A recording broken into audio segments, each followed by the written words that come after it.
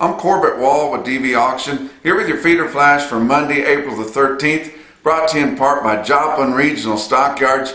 Joplin's got about 3,500 head on offer here this Monday. Got a little bit later start at 9:30 in the morning, and they've got some pretty good strings there with 20 square pot loads of yearlings on offer in that 3,500. Don't forget the primetime livestock video on Thursday at 1 o'clock in the afternoon. I think they've got a pretty good run up on that. If you want to just watch the sale, and I think they would just as soon you do that unless you've got plans to buy, they would just as soon you watch the sale online, either at joplinstockyards.com or dvauction.com. You can view and bid on that sale right there online.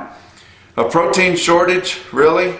As much livestock as we've got out here, we're going to be getting into really heavy supplies of market ready cattle before long. Our weights are up compared to a year ago, and there's a lot of hogs on the market, a lot of chickens out there too, but we've just got these plants pulled back so much that it's looking like it's going to become a reality that we're going to be kind of short on protein for our consumers to buy. Right now we've kind of got it clogged up in the logistics, truck driving, all the freight and getting stuff moved around to get it in there. Some places have fully stocked protein shelves, others do not, but we are pulled back so much here. Last week we were 100,000 head lighter on cattle slaughter compared to the same week a year ago. And that's just going to catch up. They can't get these hogs killed. They're having to destroy hogs because they can't get them through the system. Having to destroy chickens for the same reason. But this COVID-19 has just broke out in many of your plants all across the United States. They announced there over the weekend that the old John Morrell plant, which is a Smithfield plant, big hog plant there in Sioux Falls, South Dakota, it's going to be closed until further notice. That old plant's been there for 100 years. I think it's an old gravity flow plant actually that come right out of the stockyards there, but not a whole lot left of the stockyards, but the plant's still there. They've got some major problems in a lot of your beef plants. We're hearing that the Solderton plant there in Pennsylvania is going to be closed even longer than we thought. The Joslyn, Illinois plant, Tyson plant, is looking to be closed for an unspecified amount of time. We're looking at cutting way back at Greeley, JBS, the plant in Grand Island, Nebraska. They're having all kinds of problems. It's a lot of these workers have been working in such close spaces there. They are having several come down with the coronavirus, and this Wuhan 19 Kung flu is about to bring this country to its knees. Not necessarily due to sickness, but the economies of it is just about to take this thing to its knees.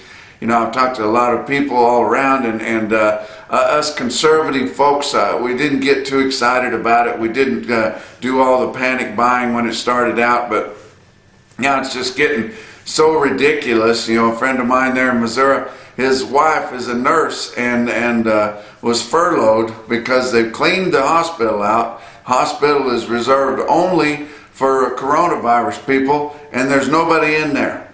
So there's nothing for the nurses to do. So now they're furloughing nurses, and you would think that with all this pandemic breakout that we would be needing health workers, and nurses all across the country are being furloughed, laid off from their jobs, pulled back from the hours because there's nothing to do, because you cannot get an elective surgery. You're just, nobody's out and about, so of course you're not having any accidents, and it doesn't matter what people die of. They just chalk it up to the coronavirus to add more head counts up there and spread more fear. But this is really getting ridiculous, and now we've got the breakout in the plants, and we don't think that there's any reason that if you had somebody sick from coronavirus that it would anyway get into the meat. But it is going to affect other workers, and if it does make them sick, I mean, it's just like an outbreak of the flu in a plant like that. You know, it happens, and you got so many people out of work, called in sick, that you can't operate at normal volume. And now you got your unions in there kind of using it as an opportunity to keep people home and try to leverage for more money. But I tell you what, it's going to be a serious deal here if we continue to be more reserved on our harvest, and then we get to the point where we don't have enough protein for our consumers, and then it could be a scare tactic. And that's about the time whenever it's looking like we might start peeking out the doors a little bit. Well, if we start doing that, they start opening up more restaurants, or at least don't have the complete shut-in lockup deal. People will be going out more, and they're going to be needing that. Even if they don't open up the restaurants, if they just have drive-through and pickup, they're going to be needing more of it. But our Governor Abbott, which is a great governor here in Texas, and well loved by most everybody in the Lone Star State, he's announced that that this week he's going to be coming out with the rules of letting people back out and starting to open things up a little bit. And I'm sure it's going to be reserved. It's going to have a lot of precautions in it, but we are going to start doing that. I want to talk to you a little more, and I'm going to continue to talk about this 30-14 movement that we've got. We've got a lot of people calling in. We've got a lot of buy-in from a lot of big outfits.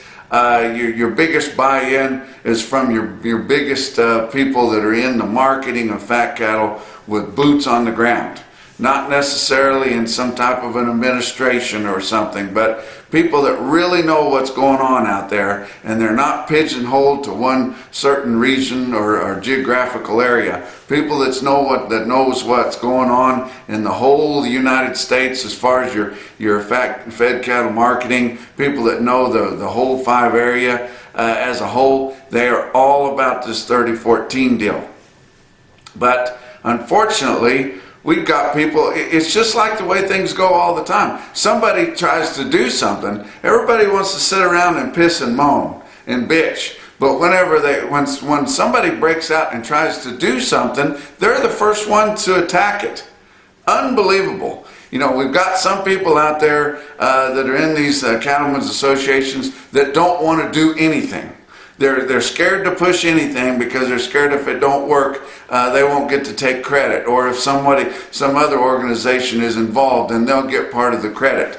I tell you what, a bunch of whiny crybabies out there, and then and then an organization that's known as its most aggressive out there type folks. Now they're actually attacking the 30% deal in social media when they haven't pushed their policy to do anything about it. Somebody says, hey, I'm going to the ice cream store. I'm going to get some ice cream. How about a cone? No, I want a double dip cone. Well, they're not selling double dip cones. We can't get a double dip cone. All we can get is a single dip. Well, I don't want any ice cream then. That's the way it goes on this. But this 30-14 deal, we want 30% minimum cash trade each facility, each plant, guys. And all of you guys that are out there saying, well, why don't you have 50? I think you should have 50. We can't get 50, okay? We're not going to be able to get 50. This 30% deal is something we can push, and if you get a whole bunch of blowback on it, they don't really have a leg to stand on, because if they come up and said, hey, we shouldn't have to buy less than a third of our cattle in a negotiated market, they don't have a leg to stand on. When you try to get majority or you try to get 50, it's too much upheaval. If we could get the 30, maybe whenever they reauthorize mandatory price reporting in another 5 years, maybe we could get to 50 then. But let's try to get to 30, guys. We've got a bunch of buy-in on the 30. And if you guys would look at this and understand what we're talking about, the 30% minimum cash trade that we're talking about is a lot more aggressive than the 50 that most other outfits are talking about. They're just talking about 50. 50 where? They're talking about 50 total volume, or they're talking about 50% within an area or within the 5-area region. No, we're talking about 30% minimum cash per facility that's large enough to have to turn their buy-in to USDA's mandatory price reporting twice a day, every day. That's the way we're going to keep up with it, guys. So you guys that are in the northern plains that are saying, you think in Iowa, well, 50 would be pretty easy to achieve. Yeah, it would be for you guys. But think about it, guys, in the South. And that's where we always see the big crunch between the North and the South, because the way they do it. But we've got to do it all together. But if we can get this 30% per facility in the North, then some of your packer facilities that don't buy a lot of cash cattle, they're going to be out there participating in the cash market with your others that do. It's going to make for competition. It's going to make for a better market. It's going to be something. It's something that we can win. We don't want to push on something that we can't win. And if you look at groups that continue and continue to fight unwinnable battles, yeah, it's pretty good job security, I'd say, because you can just spend years and years and years bitching about something and you never gain any traction on it. We want this deal to happen quick, right now. We're wanting to stick it on mandatory price reporting's reauthorization, which has to be done by September. I mean, right here at the end of the summer, guys. We're not going to fool with this thing forever. We're not going to go around and speak on it forever. We're not going to make it our whole platform for the rest of our lives. No, we're going to push really, really hard right now, and we're going to get the deal done. You guys can get along for the ride. You can help us, or you can stand back and throw rocks and roll your eyes. But I'm telling you what, we've got 30% minimum negotiated cash trade per facility, per packing plant. Doesn't matter who it is or if you have multiple plants, per plant. Your cash guys, your sale barn guys, that includes auction cattle. That's a cash trade. So you guys that have sale barns, or you support sale barns up in the Midwest that have fat cattle or cell-fed cattle, that's going to help them, because you're going to have a better market, your better sale barn market in your auctions. That's going to bring more cattle into them, more competition, more negotiated trade. Going to be more in the country too. We just can't get more than 30. You get down in the Southern Plains, there's literally packing plants in Texas that don't buy any cash cattle. We can get them to 30. We can't get them to 50. Okay? You're starting to understand this a little bit. Those of you that can't see past your borders, you're starting to understand that a little bit. There's no way we'll ever get 50.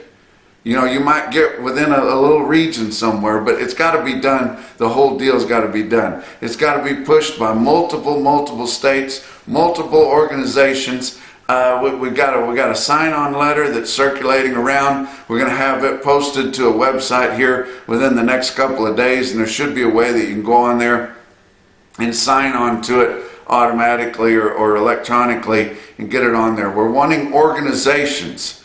We're wanting big outfits. We're wanting outfits, that have already, spoke that they would help us with some of these cattlemen's organizations, no matter who they're affiliated with. They're wanting to serve their members. This is all a grassroots deal, but we're going to put a big list together, and when we get the list all filled out, some of you guys might want to be on there, because it's going to be more embarrassing not to be on there than it is to be on there. And guess who's going to point that out whenever the time comes.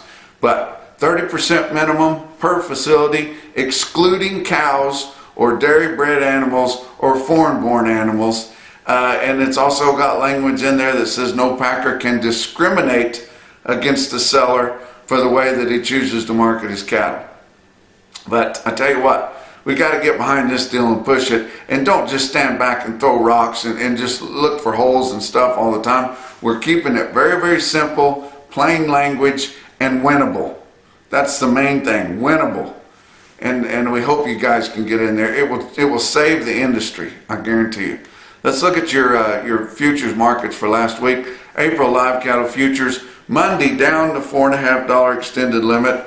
Tuesday up the $4.50 extended limit. Wednesday up the limit again. Thursday up $1.17, and Good Friday it was closed. But April live cattle futures ended the week at $94 even. That was up $5.68 for the week. But it's still more than a $10 basis, guys. So that just goes to show you how screwed up things were. But June is still stuck way back there at $84.37, but it was up $3.52 for the week. April feeder cattle, man, did they gain the ground.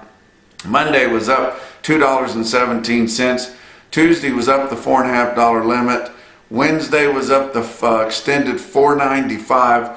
Thursday was down just 35 cents, and Good Friday was closed. But April feeder cattle ended the week at 119.52, up 11.27. May ended the week at 118.95, up 10.85. And then if you look out to August, that was $10 higher than what your May is on feeder cattle. So we're looking at a pathway to maybe see some light at the end of the tunnel. Your fat cattle trade.